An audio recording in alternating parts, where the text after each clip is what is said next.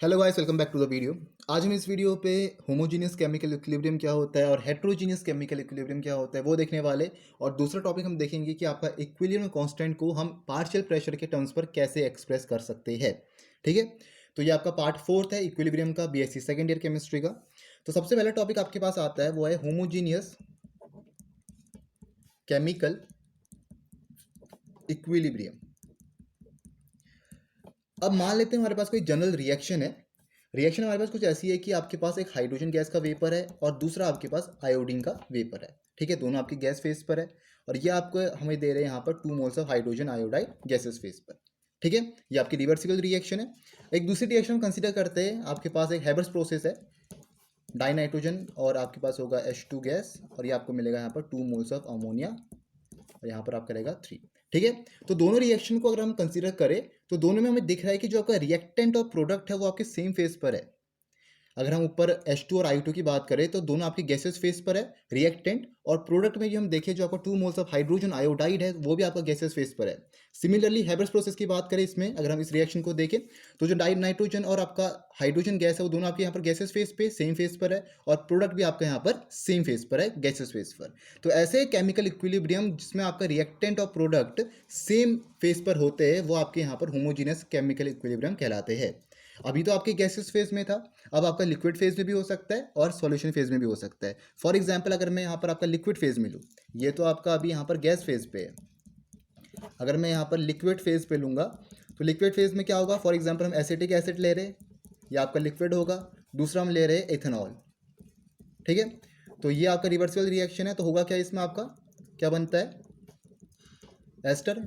क्या बनेगा, ethyl acetate. ठीक है, तो ये भी आपका लिक्विड फेज पर होगा और ये भी आपका यहाँ पर जो दूसरा निकलेगा वाटर, ये भी आपका यहाँ पर लिक्विड फेज पे होगा। तो इसमें हम देख सकते हैं कि आपके रिएक्टर और प्रोडक्ट दोनों सेम फेज पर है, तो ऐसे इक्विलिब्रियम को हम होमोजीनियस केमिकल इक्विलिब्रियम कहते हैं। अगर हम डेफिनेशन लिखे, स्टेटमेंट लिखे तो क्या लिखेंगे, a reversible reaction in which all the reactant and product at equilibrium are in the same phase. ठीक है, इक्विलिब्रियम पे जब आपके रिएक्टेंट और प्रोडक्ट दोनों आपके सेम फेज पर होंगे तो इसको हम कहते हैं होमोजीनियस केमिकल इक्विलिब्रियम।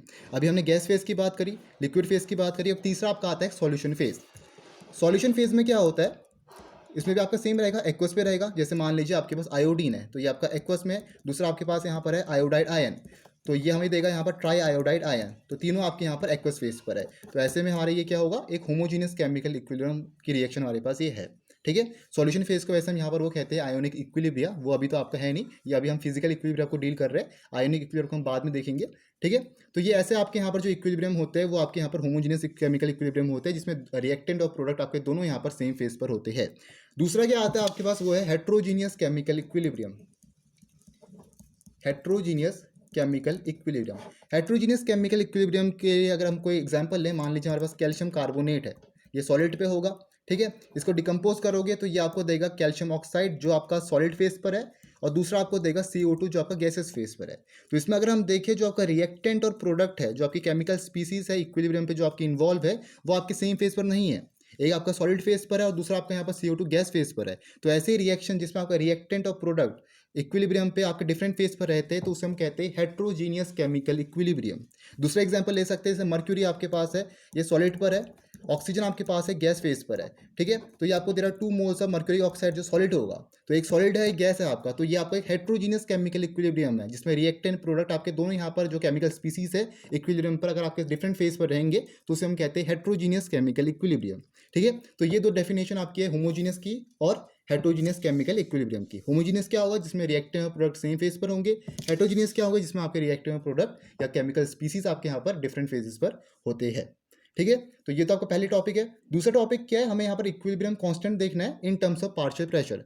पिछले वीडियो में देखा था कि अगर हमारे पास कोई जनरल रिएक्शन है, A B से C और D आपके पास बन रहा है, तो इसके लिए जो हम KC लिखते थे इक्विलिब्रियम कांस्टेंट, वो क्या लिखते थे, जो आपका प्रोडक्ट कॉन्सेंट्रेशन है, कोफिशिएंट आपका पावर पे आ जाता है कुछ ऐसा। सिमिलरली नीचे क्या आएगा, रिएक्टेंट का कॉन्सेंट्रेशन का प्रोडक्ट, तो ये आएगा A की पावर A और B की पावर B। तो ये तो हमारा इक्विलिब्रियम कांस्टेंट था।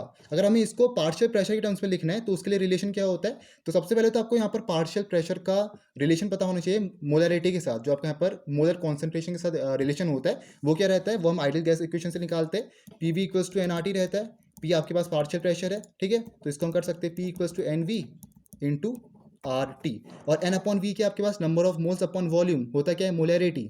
तो ये होगा आपका molar concentration M into R into T.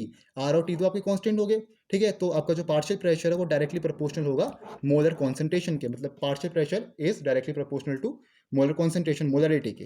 तो यहाँ से हमें क्या रिलेशन मिल रहा है कि जो अगर हमारे पास, अगर हम के सी को के पी के टर्म्स पे लिखें तो के पी हमारा किसके इक्वल होगा, अगर हम यहाँ पर सी का पार्शियल प्रेशर देखें तो इसको हम लिख सकते हैं यहाँ पर पी सी की पावर सी, पी डी की पावर डी, और पी ए की पावर ए, और पी बी की पावर बी। ये हमने लिखा है इक्विलिब्रियम कांस्टेंट को पार्शियल प्रेशर के टर्म्स पर, ठीक है। तो एग्जांपल ले सकते हो, जैसे आपके पास हैबर्स प्रोसेस ही मान लो फॉर एग्जांपल। तो ये आपके पास कुछ ऐसी रिएक्शन है, इसको हमें यहाँ पर किस फेस पे लिखना है, किस इक्विलिब्रियम कांस्टेंट को हमें पार्शियल प्रेशर के टर्म्स पे लिखना है। तो एक दूसरी चीज़ आपको पता होनी चाहिए कि अगर हम पार्शियल प्रेशर के टर्म्स पे लिख रहे हैं तो आपके यहाँ पर तीनों गैसेस फेस पे होने चाहिए। जो आपके पास यहाँ पर रिएक्टेंट और प्रोडक्ट है, ये दोनों आपके यहाँ पर गैसेस फेस पे होने चाहिए। ऐसे नहीं कि आपका एक गैसेस फेस पर एक सॉलिड फेस पर है, तो उसके लिए आप केपी नहीं लिख पाओगे, ठीक है। तो आपके यहाँ पर तीनों क्या होने चाहिए, जैसे आपके पास रिएक्टेंट भी यहाँ पर गैसेस फेस पर है, प्रोडक्ट भी आपके पास गैसेस फेस पर है। तो ये आपकी कंडीशन नेसेसरी है केपी अगर हमें यहाँ पर लिखना है, ठीक है। अगर हमें इक्विलिब्रियम कांस्टेंट को पार्शियल प्रेशर के टर्म्स में लिखना है तो हमें यहाँ पर तीनों जो आपके रिएक्टर और प्रोडक्ट है दोनों आपके गैसेस फेस पे होने चाहिए। तो ऐसे के लिए जो आपका केपी आएगा, क्या आएगा, केपी इक्वल्स टू NH3 का पार्शियल प्रेशर, इसकी पावर 2, कोफिशिएंट आपका 2 है। नीचे क्या आएगा, partial pressure of N2 die nitrogen into partial pressure of di hydrogen, उसकी पावर 3, कोफिशिएंट जो आपके पास है। तो ये आएगा आपका equilibrium constant in terms of partial pressure, ठीक है। तो ये होता है आपका equilibrium constant in terms of partial pressure. और ऊपर हमने देखा होमोजीनियस और हेट्रोजीनियस केमिकल इक्विलिब्रियम क्या होते हैं। नेक्स्ट वीडियो में हम देखेंगे कि केसी और केपी आपके कैसे रिलेटेड है। तो मिलते हैं नेक्स्ट वीडियो पे। Thank you for watching the video.